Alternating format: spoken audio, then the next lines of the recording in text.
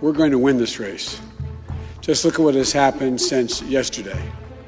24 hours, we were behind in Georgia. Now we're ahead, and we're going to win that state. 24 hours ago, we were behind in Pennsylvania, and we are going to win Pennsylvania. And now we're ahead, but we're winning in Arizona, we're winning in Nevada, and in fact, our lead just doubled in Nevada. We're on track to over 300 electoral college votes. And look at the national numbers. We're going to win this race with a clear majority with the nation behind us. We've gotten over 74 million votes. Let me repeat that, 74 million votes. That's more than any presidential ticket has ever gotten in the history of the United States of America. And our vote total is still growing.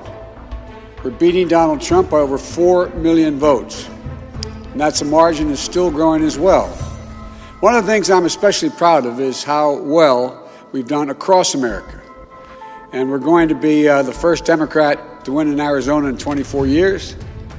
We're going to be the first Democrat to win Georgia in 28 years. And we've rebuilt the blue wall in the middle of the country that crumbled just 4 years ago. Pennsylvania, Michigan, Wisconsin, the heartland of this nation. I know watching these vote tallies on TV moves very slow, and as slow as it goes, it can be numbing. But never forget, the tallies aren't just numbers. They represent votes and voters, men and women who exercise their fundamental right to have their voice heard. And what's becoming clear each hour is that record number of Americans of all races, faiths, religions chose change over more of the same. They've given us a mandate for action on COVID, the economy, climate change, systemic racism. They made it clear they want the country to come together, not continue to pull apart. The people spoke, more than 74 million Americans, and they spoke loudly for our ticket. But while we're waiting for the final results, I want people to know we're not waiting to get the work done and start the process. Yesterday, Senator Harris and I held meetings with groups of experts on public health and the economic crisis this country is facing. The pandemic, as you also know, is getting more worrisome all across the country. Daily cases are skyrocketing, and it's now believed that we could see as many as 200,000 cases in a single day. The death toll is approaching 240,000 lives lost to this virus. That's 240,000 empty chairs, kitchen tables, and dining room tables all across America. We'll never be able to measure all that pain and the loss, the suffering that so many families have experienced. We know something about what it feels like to lose someone. And I want them to know they're not alone. Our hearts break with you. We want everyone to know on day one, we're going to put our plan to control this virus into action. We can't save any of the lives lost, any of those have been lost, but we can save a lot of lives in the months ahead. Senator Harris and I also heard yesterday about how this recovery is slowing because of the failure to get the pandemic under control. More than 20 million people are on unemployment. Millions are worried about making rent and putting food on the table. Our economic plan will put a focus on a path to a strong recovery. Look, we both know tensions are high. They can be high after a tough election, one like we've had. But we need to remember, we have to remain calm, patient, and let the process work out as we count all the votes. You know, we're proving again what we've proved for 244 years in this country. Democracy works. Your vote will be counted. I don't care how hard people try to stop it.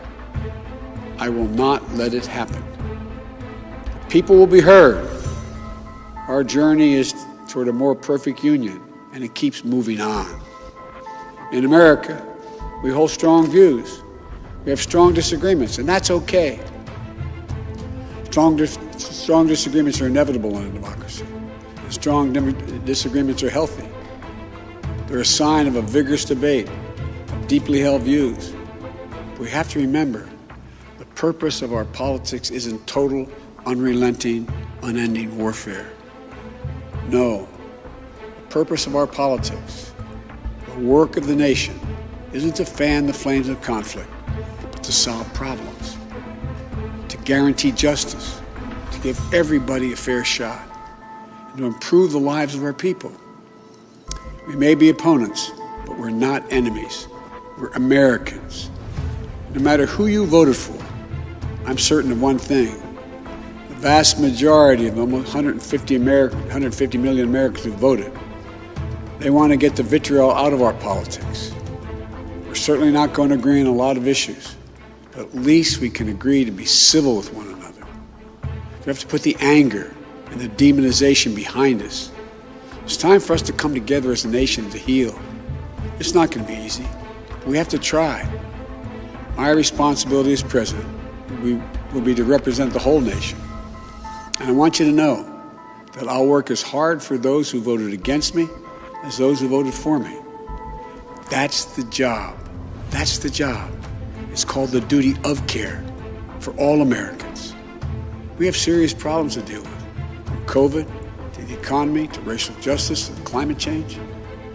We don't have any more time to waste on partisan warfare. You know, and more than that, we have such an incredible opportunity to build the future we want for our kids and our grandkids.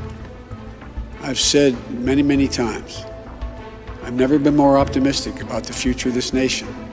There is no reason we can't own the 21st century. We just need to remember who we are.